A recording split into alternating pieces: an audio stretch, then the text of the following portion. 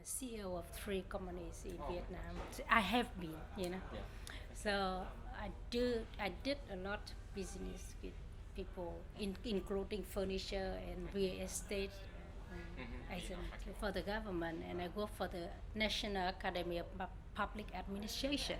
Okay. So it's a national institute of training for the government officers and also very high ranking government officers because it's in the center. So in Vietnamese, I am the one who talk all the time. In English, he's take more, he's more dominate the situation. So he's talk faster than me. He explain better than me. So I just more about commenting. I give an example, commenting the real story. So Robs really go along with the thing, and then AI add the stories. So I think people quite like it. People like the way it is. Oh, I think that the agile business agilities or agile enterprise is the future.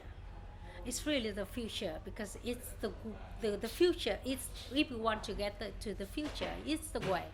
Because if you don't free people, if you keep the old way or the way you are working now, you can't get there. You can't get to the future. So what got you here won't get you there. Yes, and I really because I see a lot of life change.